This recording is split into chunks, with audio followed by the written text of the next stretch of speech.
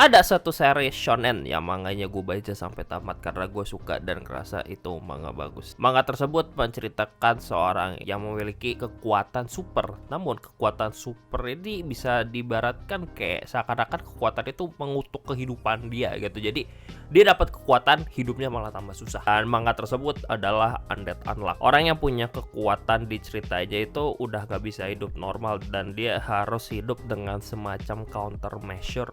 Gue gak tahu bahasa Indonesianya apaan. Kok biar kekuatannya terkendali, gak lepas lah, dan biar bisa dipakai buat si karakternya. Jadi kayak mengendalikan kutukan buat jadi blessing. MC kita namanya Fuko Izumi. Dia punya kekuatan namanya Unluck. Yang konsepnya orang yang menyentuh bagian dari tubuhnya dia bakal terkutuk jadi gak beruntung. Gak beruntungnya ini, gak hoki ini bergantung dari seberapa lama orang itu menyentuh si Fuko. Oh cepet banget, mungkin ya gak hokinya, gak beruntungnya cuma kayak kesandung atau apalah yang simpel-simpel gitu. Tapi semakin lama menyentuhnya itu bisa mengancam nyawa. Dia pokok akhirnya pakai baju tebel banget dan rambut itu disembunyikan di dalam topi buat meminimalisir orang yang nyentuh bagian tubuh dia. Dan seiring jalannya waktu dia mulai belajar dan ngerti cara memakai kutukan dia itu biar jadi kekuatan yang bisa dia pakai lagi. Nah dari cerita itu sebenarnya gue kepikiran kayaknya belakangan ini series shonen yang gue ikutin itu sebenarnya orang itu punya kekuatan, tapi di satu sisi kekuatannya juga ternyata malah jadi kutukan buat dirinya gak sih? Makanya punya kekuatan itu enak gitu, kayak privilege, tapi di satu sisi juga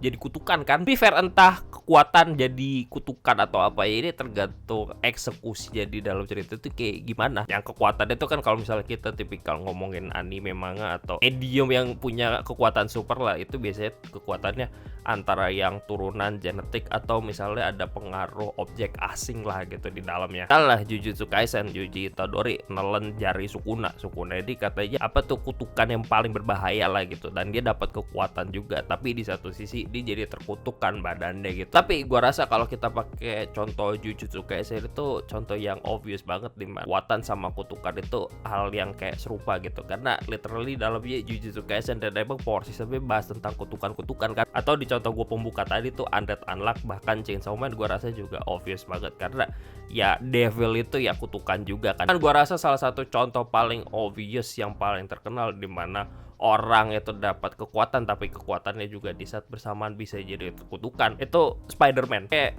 daya tarik Spider-Man itu gue ngikutin dari tahun ke tahun, itu struggle si Spider-Man ini berusaha menyimbangkan sisi pribadi dia sama sisi kekuatan supernya dia jadi pahlawan itu gimana. Di saat si Peter Parker mendapatkan kekuatan laba-laba, dia bisa jadi pahlawan gitu, menyelamat kota, melawan kriminal atau apalah. Tapi di satu sisi dia juga susah gitu buat hidup normal. Lu bakal struggle menyimbangkan dua kehidupan normal sama kehidupan superhero lu jadi Spider-Man itu. Jadi kayak itu lu punya kekuatan tapi di satu sisi juga terkutuk di hal itu ya kan. Itu kali ya beberapa contoh kepikiran gitu eksekusi gimana daripada kayak kekuatan juga jadi kutukan di saat bersamaan.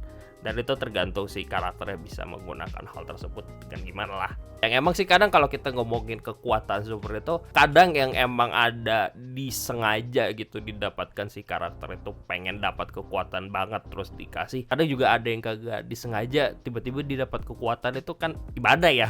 Yang agak lucu sih kalau misalnya orang tiba-tiba dapat kekuatan itu lu akhirnya kegeret ke dunia yang gak pernah lu ketahui sih. Ini bang, poin lu apaan? Poin gue di video berantakan gue kali ini sebenarnya gue cuma kesal aja di saat kita ngomongin kekuatan karakter di dalam cerita. Kita selalu fokus sama sudut pandang privilege apa yang didapatkan dari kekuatan tersebut. Privilege-nya pun sebenarnya gue kesal kalau misalnya kita bahas itu cuma dari sudut pandang yang praktis aja, alias kayak gimana sih kalau misalnya lu punya kekuatan bakal ngayal dipakai seperti apa gitu, terus misalnya dia terkenal atau apanya lah ya. Alias kita coba ngelihat enaknya aja tanpa ngelihat minusnya aja gitu. Karena ya opini gue kekuatan juga datang sama kutukan juga. Karena kadang tuh kita nggak melihat dan nggak mengkritisi karakter yang punya kekuatan itu dari sudut pandang naratif ceritanya. Itu kayak gimana ya, kayak kekuatan hidup panjang gitu seperti Elf. Itu gua rasa kekuatan yang banyak orang gitu bayangkan pengen miliki, hidup lama banget gitu. Apalagi kalau misalnya kita masih takut kematian. Cuma di satu sisi kekuatan hidup lama juga itu kutukan melihat teman-teman dan orang yang deket sama lu ujungnya meninggal semua dan hanya sisa lu sendiri. Ya mungkin itu terjadi bolak-balik. Pertanyaannya, apakah dengan lu mempunyai kekuatan itu, entah kekuatan yang kayak lu dapatkan secara turunan, secara gak sengaja, atau lu pengen dapatkan itu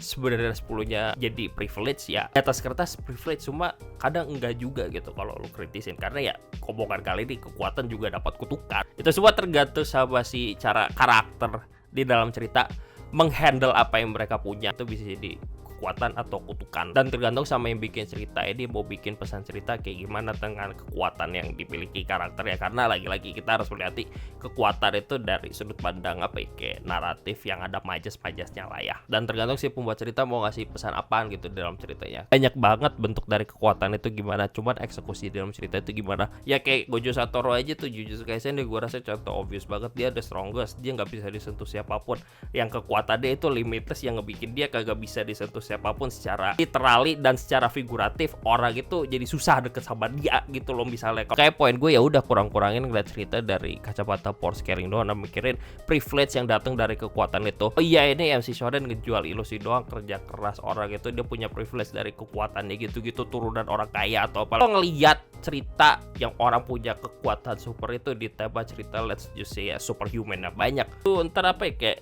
dismissive sama pesan cerita dari genre tersebut sih bagi gue. Kayak saran gue kalau kita ngomongin kekuatan sama kutukan, ya kita harus melihat cerita itu dari angle lain, jangan lihat dari angle praktis kayak gitu. Itu pragmatis banget view-nya, dan lo kagak mikirin ini majasnya apa sih, kekuatan dia miliki itu apa gitu. Kalau misalnya lo ngeliat dari sisi praktis, lo cuma ngeliat wah si Gojo Satoru ini turunan klan Gojo lah gitu-gitu, lu kagak ngeliat dari sisi naratif, sisi kiasannya kayak gitu. Gak mikirin kenapa ya dari sisi tema ceritanya, kenapa dia mendapatkan kekuatan kayak gini, hubungannya apa sama tema cerita atau apalah gitu loh. Karena biasanya langsung dismissive tuh orang-orang, ya dia pasti kuat gitu-gitu lah. Coba kritisin cerita dari angle lain aja sih, jangan dari angle power scaling, atau misalnya kita ngeliat dari langsung mikirin privilege secara praktis. Ya udah gitu aja, bye.